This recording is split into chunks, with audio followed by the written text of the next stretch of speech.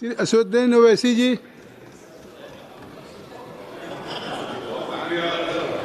मोहतरम चेयरमैन साहब, जय भीम। सर यहाँ नहीं रहा है। जय जोहार। सर बहुत शुक्रिया सर, आपने मुझे एक अहम बिल पर बोलने का मौका दिया। सर इस वतन अजीज के गरीब, बेरोजगार और भूखे लोग इस ऐवान में मौजूद बरसर इख्तिदार जमात के लोगों को एक पैगाम देना चाह रहे हैं कि शायर ने कहा कि भूखों की नज़र में बिजली है, तोपों के दहाने ठंडे हैं, तकदीर की लब पे जंबिश है, तदबीर दम तोड़ रही है।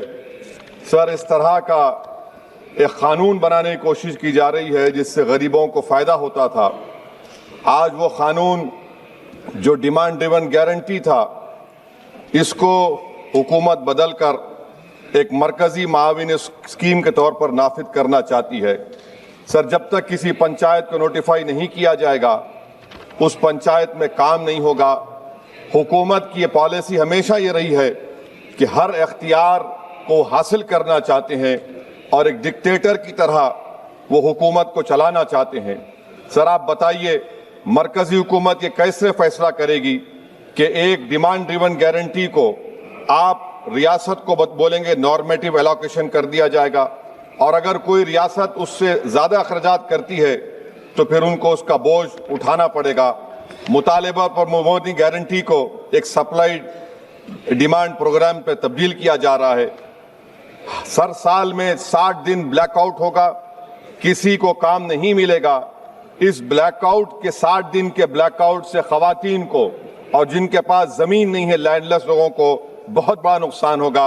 ये कानून अगर बनेगा तो जमींदार खुशियां मनाएंगे और गरीब उस जमींदार के रहमो करम पर रहेगा। सर आप बताइए, 90% जिसमें इजरत, मटेरियल लागत और इंतजामी अखराजात मरकजी हुकूमत को बर्दाश्त करना पड़ता था, आज 90 से 60% कर दिया गया और 40% रियासती हुकूमत पर यह बोझ डाल दिया गया। मकसद एक ही है कि उस कानून को कत्ल कर दिया जाए, खत्म कर दिया जाए। कौन सी ऐसी भारत में रियासत है जिसके पास पैसे है, बताइए आप। मार्च के महीने में हर रियासत अपना बजट बनाएगी, कौन सी रियासत के पास पैसा है?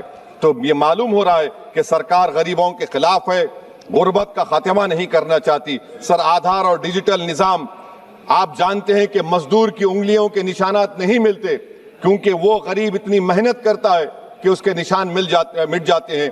तो बायोमेट्रिक ऑथेंटिकेशन की बात होती है। सर जुलाई 2025 में NSS की रिपोर्ट है कि बायोमेट्रिक से नुकसान हो रहा है। तो सर मैं इस स्कीम के और इस कानून के खिलाफ हूं और मैं अपनी बात को खत्म करता हूं कि किसी शायर ने अच्छा कहा था कि जिस खेत से दहकान को मैसर ना हो रोसी, इस खेत के गोशे गंदम को जला दो। पलायन हो रहा है सर बिहार में, सीमांचल में। अब ये कानून अगर बनेगा तो सीमांचल में 1.5 करोड़ लोग पलायन करते थे। मुझे अफसोस के साथ कहना पड़ेगा कि तादाद बढ़ जाएगी, मगर भारत का गरीब देख रहा है, भूखा देख रहा है, इसका जवाब जरूर देगा। Thank you sir.